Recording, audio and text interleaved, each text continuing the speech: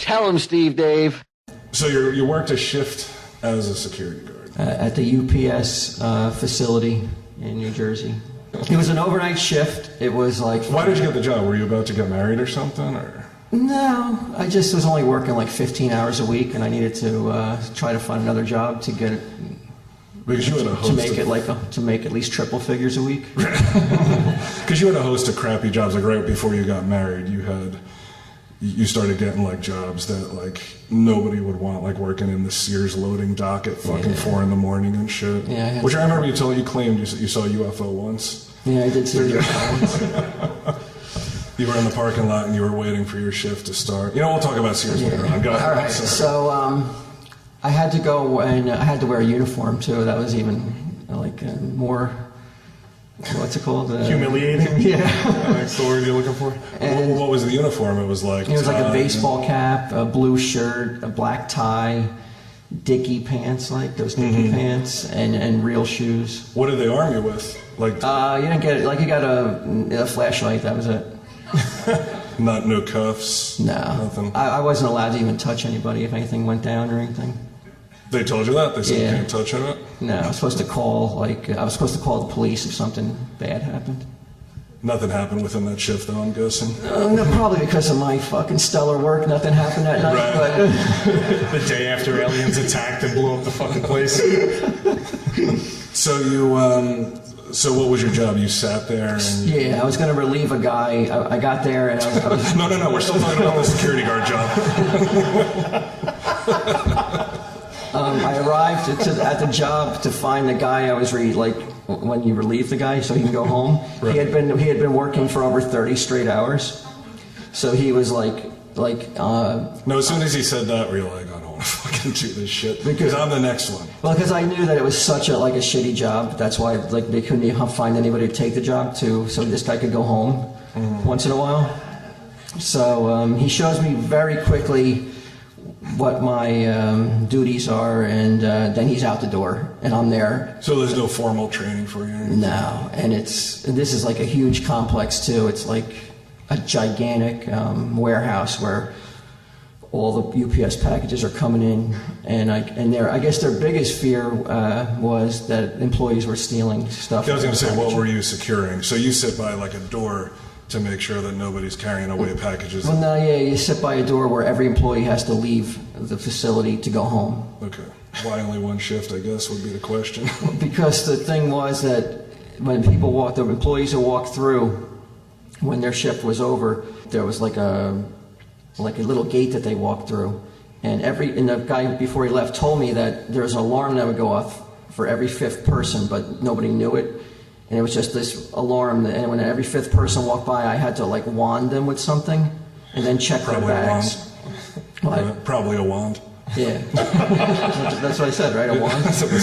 And so the first, I'm in 8 hours into the shift. A shift ends, and all these people start coming out, and the 5th guy sets the alarm off, and he gets fucking hostile immediately. And he's and he throws his bag at me. Did you call the cops right away like you're supposed to? So I look in his bag, and I'm not even, and I don't even look in it because the whole time I'm just he's just basically in my face staring me down. So I just said, "All right, on your way, sir." And then as he was walking by, I figured I said that's not going to happen again. So every time they weren't coming out, they were coming out at 3 at a time. The people working their shifts. It wasn't like this mass exodus of people coming out. So what I did though was when they started, when one person left, the 3rd person, I would reach over with my hand, and over the electronic eye I would go 1, 2, so that nobody was going to get flagged the rest of that night. So if anybody was stealing anything that night, they would have got away with it. Well, couldn't you just ignore the alarm because it was silent? You said, right? No, it wasn't a silent alarm. They knew that, it was buzz, and so the person knew to stop and then give me his bag and open up his coat. And I was supposed to go through and search him. That was your first foray into possibly getting into the law game. Because you eventually, I mean, it makes total sense. Like, when you listen to this guy, you're like, how is he not, like, a cop or someone with, like, true authority, not like, Mike, you fucking put Spider-Man in the wrong section and shit. But when we went to school, we took a test to determine, like, what you would be good for, like, a vocation later on. Like, I think we took it when we were seniors. And so we took it, and you hand it in, and then you have a meeting with your guidance counselor. And after Walt got his results back, he came up to me and he goes, I'm going to be a mailman. As if it's communist Russia. Where he has no choice. Mailman, comrade. Mm-hmm. Go out there. So, I thought that was, I was actually happy with that outlook. With a mailman? Yeah. Was it? I was a paper boy and I thought it was an awesome job. It was the paper boy, mailman. I'm all grown up. You know, and just, at least as a mailman, I wouldn't have to like try to knock on people's doors and collect the money. I would get paid no matter what happened. Right, like you had a paycheck, you didn't have to worry about what the tip was going to be that week, or if they were going to be home, or like fucking quick draw on the curtains. Yeah. I thought it was fucked up when I was a paper boy, like people that would hold, and this was the late 70s, so like to get the paper for a week was like 30 cents. I remember all it week. was $1.70. $1.70. And everybody would give me $2, so it was always a 30-cent tip. It was pretty cheap. Back then, Pretty it was shitty. if you had a big route. But you actually went on to take, I'm not even fucking kidding around, like he went on to take the mailman test.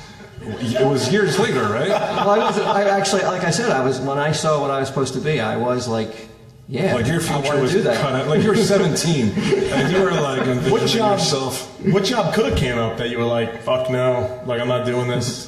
Podcaster. Yeah, like what position would you have not taken a test for? I don't know, but you said that if I took the test today, what do you think I'd be? What do I think you would be? Yeah. Oh, preacher or... Yeah, like his fundamentalist. Can you get paid for that? Yeah. Yeah, that's true.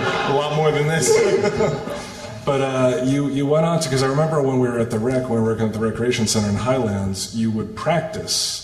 They gave you like a practice form, and then they to practice mail letters to take the test. Like you had to memorize addresses and zip codes and all this other shit. And he was studying and shit. Like, dude, hit the books. You know, That's a stretch. To be a mailman. It was like a civil service test, I think. Yeah, I took one. And I didn't, for whatever reason, the post office never called, but the sheriff's department called though and said. Is that why they called you? Well, no, I got on a list, and they said that... Were you wanted? No, they wanted me to come in and apply to be a sheriff's allowed to live officer. next to a school, sir.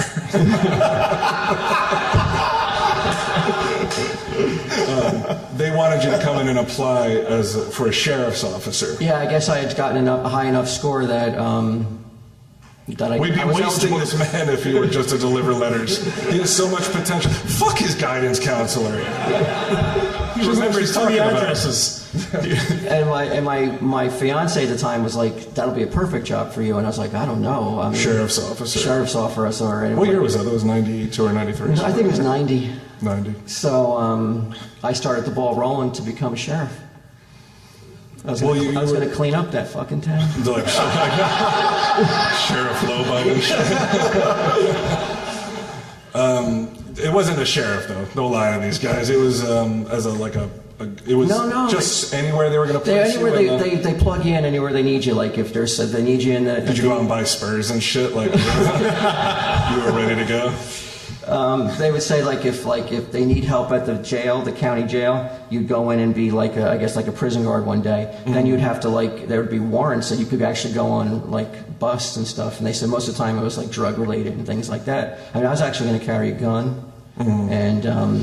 Can you imagine? No, it wasn't undercover. It was big old fake fucking mustache and shit.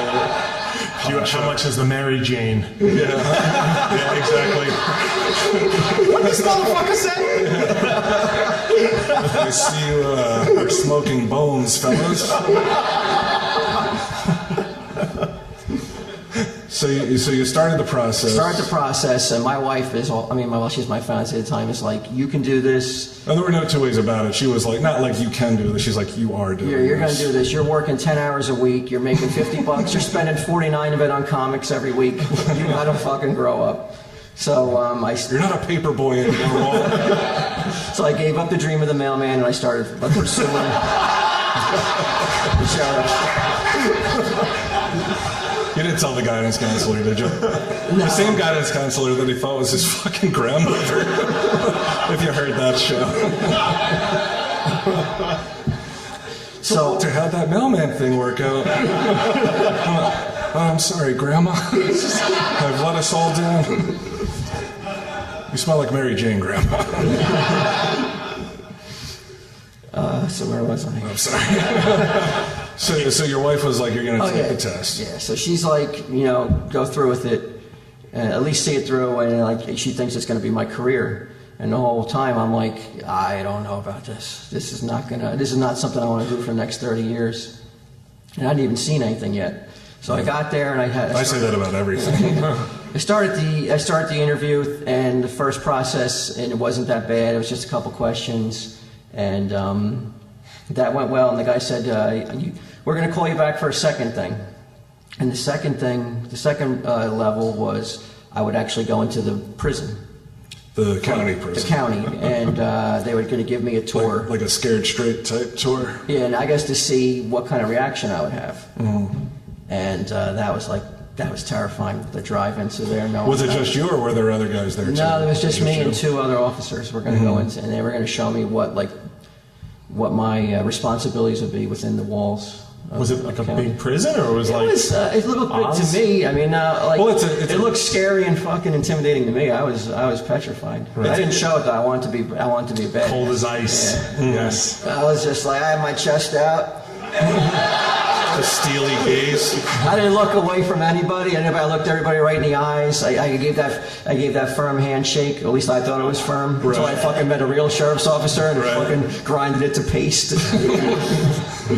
So you go in there and they show you around. Now they're taking you through the catacombs of the jail? Yeah, they're showing me all different areas, and they take me like, to hey, Walt, these are the sisters, and close the door behind you.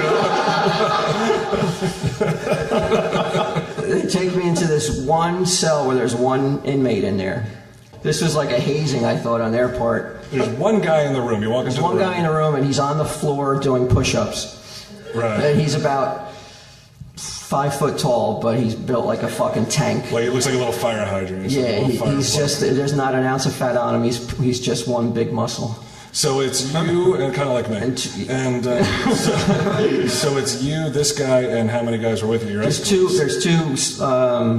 patrolmen behind me, and immediately when we walk in, I start to hear snickering from the guys behind me, because obviously they had staged something with this guy, but at the time I didn't know it. But he was a prisoner. He was. Oh yeah, he was definitely an inmate. Okay.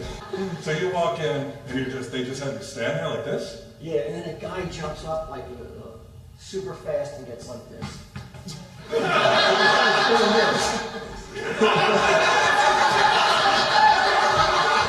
I don't know. Walt starts doing this.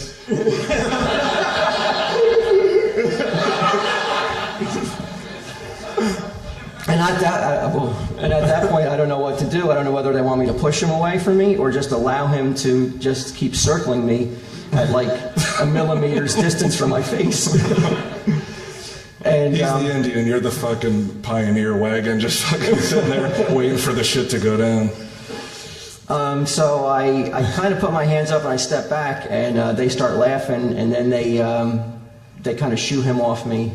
And shoo him off. they grab him and kind of like multiple murderer. Go on, shoo now. Get away from Walt. And they close the door, and they're just like, they're telling me like, you got to expect that, people, they don't respect you because, you got to earn respect and all that stuff. You're crying. They don't respect you. You should have stabbed them. You should have just fucking been like, nobody fucks with Walt Flanagan. And just shivved him with like a toothbrush that you had done at home with Debbie, and then just hit it. Looked at the guards. What's up? I didn't think I did. I didn't think I'd get the job after I fucking stabbed the guy, you know? Just imagine yourself at the stash, like somebody asks you for a discount, what your reaction would be. You know?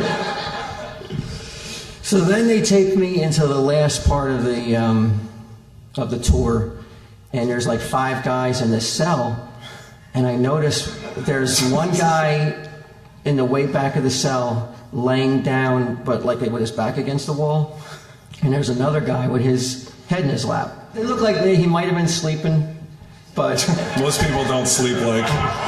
No, I didn't see that. I'm not saying that. But my mind was like, I had heard about prison, and I was just like, oh my God. So, and I told him when I got home. That's so hot. What did the other officers react to? They didn't react to it. And the one guy who was just standing up, he was looking around like his head was on a swivel. He's just like. The guy who was receiving. Yeah, so. Well, you said he was very like kind of like laissez-faire sort of. Yeah, but he was looking around and everything, and my mind probably was playing tricks on me. That's what my wife told me when I got Right, I thought that was interesting. That she told me that I had created that. She really wanted you to take that job. Yeah, that was a figment of my imagination, trying to tell me, you know, like my mind was just setting up defense for why I wasn't going to take that job. I mean, that's kind of fucked up because, one, you didn't imagine it. Like, people suck each other's cocks in prison all the time. I don't know about county, though.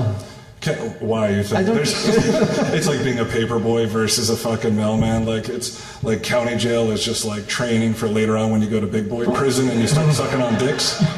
I don't think that's the way it works.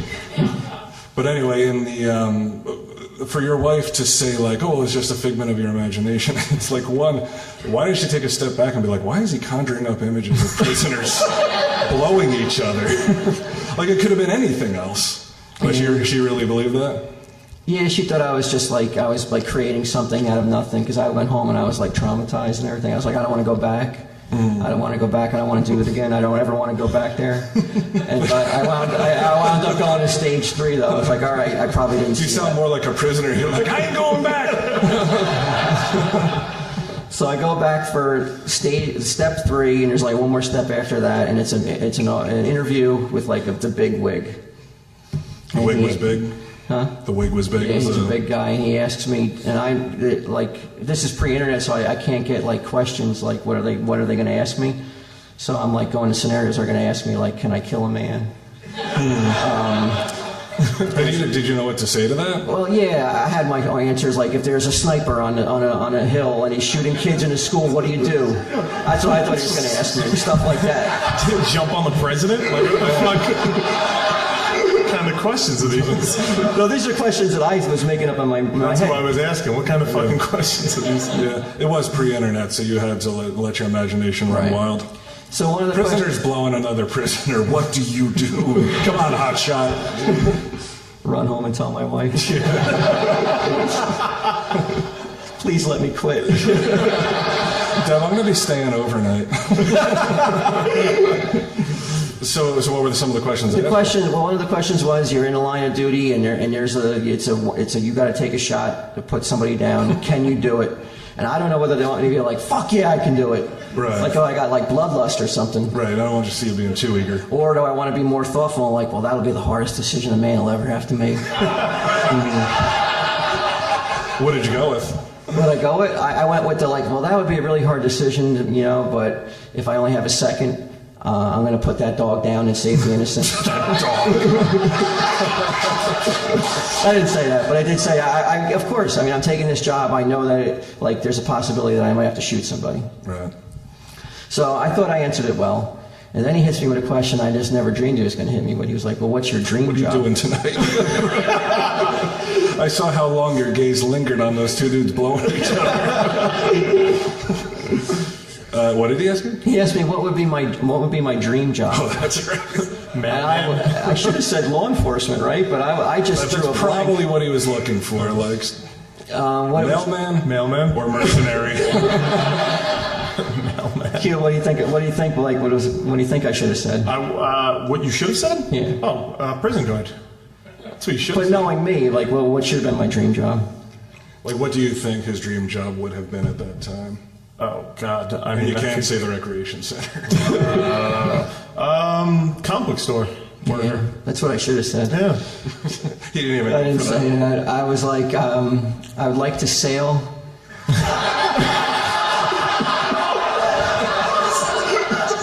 It's just more of a hobby. I would like to sail and I don't know why I said this, and I was like, paint.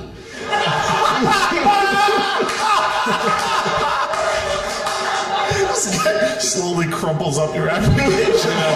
And the guy, all right, Bob Ross, we'll call you back if we need you. And so the bigwig sheriff officer goes, wow, we never got that before. So basically, you wanted to, because you told me it was, I think at the time you said a yacht, right? Yeah. You wanted to sail around on a yacht around the world, and whenever something struck your fancy on shore, he you'd goes, be like, well, what do you want to paint? And I was like, and I go, sunsets. me shooting, motherfuckers. What do you think? We got a bloodlust, bro. So he said we never got that before, but that didn't Even kill fucking you. derail it. Right. So then he goes, all right. He goes, this is a tough guy too. The sheriff, he was like a tough man. Mm-hmm. Like he was like I was in the presence of one of the toughest guys I've ever been in a room with. Besides yourself. Right, of course. And so he goes, well, you know what? He goes, I think it's time for you to stop being a boy and become a man. You're getting this all over the place. I know. I wish I said that to him just before the show. That's fucked up. So he says, here's the last step. You call this number and you set up an appointment with this psychiatrist. Mm-hmm. They want to do a mental evaluation of you. And, they didn't want to until you started talking about sailing around the world. So I had to go home and make that appointment, and I just never called the psychiatrist. You never called for the final never stage? Followed through with it, yeah. Do you think you would have passed? Wait a not second. yet. You've heard him on this podcast. You think he would have passed? And you never told your wife that, right? You said? No, she doesn't know. I told her that they just never called me, I said. Right. So I probably didn't get the job, but in actuality, I just never called her. Right. And it worked out. It worked to your benefit. And it did work out. That's the last time you saw a dude blowing another guy. Except for me and Quinn last night. I didn't mean for you to see that. That doesn't count at all. And then, what did you do after that? Then you just went to the rec, right? I mean, you stayed with the rec. Yeah, I stayed at the rec, and I got a couple more hours. You know, my boss and friend, he was able to get me a couple more hours, and then eventually Kevin brought the store. But you also worked at Sears, you said, because I saw a ghost too on the way to Sears. Why didn't you fucking say that? I forgot about that. It was a ghost flying a UFO. Walks out a red light. He's like, But I don't think it was like a spiritual ghost. Mm-hmm. But it wasn't Halloween, right? no, it wasn't Halloween. It's one like I read about it later on. It's like sometimes you'll see things when you're really tired, and like I would see people crossing the street when there weren't people there when I was driving to work because I was so tired. I don't think that counts as a ghost. But I remember you said that you were right before work, because you used to get there like 4:30 in the morning, and you were just laying back and looking up at the sky, and you said you saw a UFO. Yeah, I saw a streak of light in the sky. It was really fast. It's the closest thing I ever came to a UFO.